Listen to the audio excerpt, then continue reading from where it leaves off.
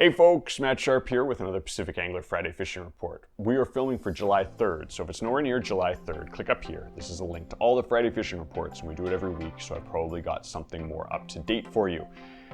Happy belated Canada Day. I've got to have a talk with Summer because I don't know where the heck it is. She needs to arrive. We need to have some better weather. We're going to look at the weather in the weather section, obviously, and see how it affects our fisheries. We also have an announcement for a rally. As you guys know, I've been ranting for the last few weeks about how the government is absolutely mismanaging the saltwater fishery for Chinook. We have a rally coming up on Monday. I'm going to give you guys all the details of where you can go, how you can support, because as you know, it's a really important one, whether you're a saltwater angler or a freshwater angler, because if the government plans to manage fisheries like this, we're in real trouble. Now, also, I've got some cool updates. The Vedder opened on July 1. Alex has a bunch of details in the written version of the report down below for that one if you guys want to check it out. Guys have been sending in a ton of footage on the opening day for the rivers, specifically the Skagit River, so I've got footage of what the river looks like right now, and we can correlate that off water levels to help us plan to see when better water levels are going to come in. I keep waking up every morning looking at those water levels, please don't be high. And that doesn't seem to be happening. That said, there's some hope in the weather. We'll touch base on that. Now, I've also got some cool lake ones. Sterling has sent in a report. He's been camping out or bunkering down at the lakes for the last 2 months up north. And so he's got some details for us. We've also got another report from Brian, which is great. There's some really cool details and a couple little tweaks in that report that I took note of, which I think are cool and you'll definitely want to stay tuned for.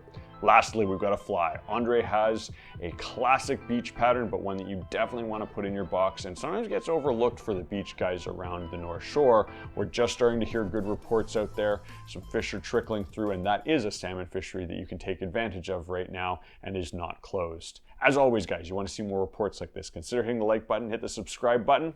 Let's get into her.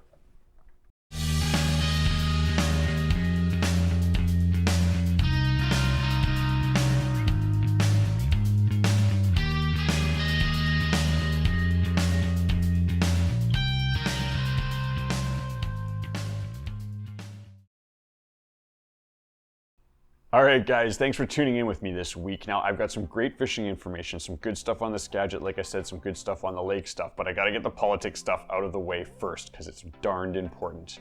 As you guys know, if you guys have been watching this channel, they are mismanaging one of our fisheries out in the saltwater to the point where it casts a light on all the other fisheries that they have to manage. And we're really concerned we're going to see a trickle-down effect of how the saltwater Chinook fishery was managed when it comes to other fisheries. So even if you're not a saltwater angler, tune in for 2 seconds here. So on Monday, they are going to be holding a rally. The sports fishermen are.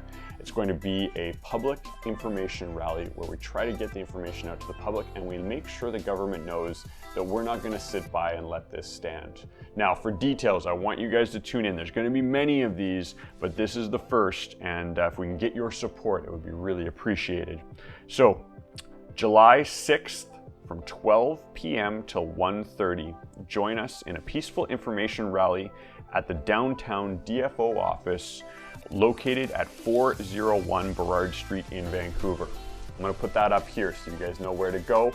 I'm also going to leave links to the Public Fisheries Alliance as well as the Sports Fishing Institute down below with more details there. This is a rally, this isn't a hardcore protest, and we do have a lot of responsibility when it comes to society of putting a bunch of people together down there. And so we're going to do everything we can. So bring your PPD, make sure you're masked up, make sure you're covered. There was jokes to be waving 10-foot rods around to make sure there's social distancing, but we're taking this really seriously. Obviously, there are more important things in the world than Chinook salmon, and we don't want to let this mess with those things. That said, this is really important, and we need to get our voice heard, because if they manage other fisheries the way they're doing this, it's literally a managed to extinction program and one that we can't let stand. All right, that is the politics stuff. I'm not gonna rant this week, but come down, support that cause, whether you're a saltwater angler or not. It's really, really important. Okay, let's jump into the fishing information. So what do we got for you guys this week? Well, let's pull up the Vancouver weather, because what the heck has been going on with weather, and it's supposed to get a little bit better. When we look at this weekend, we've got 20s, sun and cloud. Reasonable temperatures, and that looks like it's going to hold into next week. Nothing scorching hot, but this looks like a decent week, a solid week. let's look at the 14-day trend because that's important. Yeah, a warming trend. It's not going to break through seasonal averages, but the high is getting close to that average and the nights are getting warmer. That's a great thing for snowmelt and runoff. So that is definitely going to help a lot of the rivers that are just a little bit out of the Vancouver area get beaten down, get a little bit lower.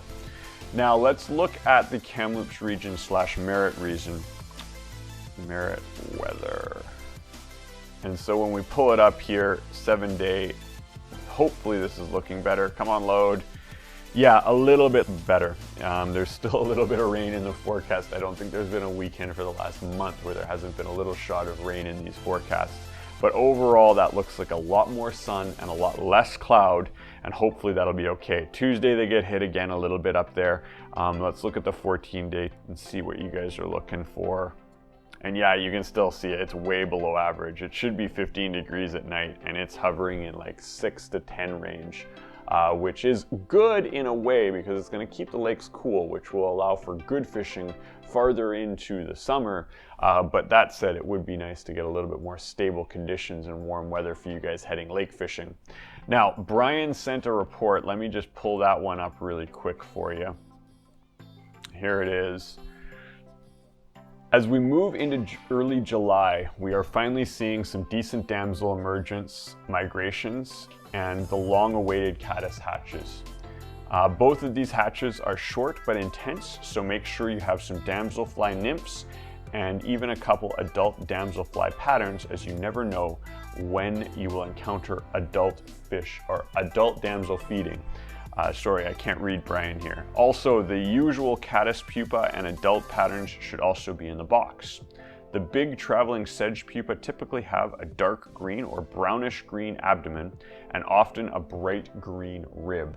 Now he says here, numerous lakes are now seeing the first heavy blue-green and green algae blooms of the summer. Despite having a colder and wetter June, there are some lakes that are now looking pretty green.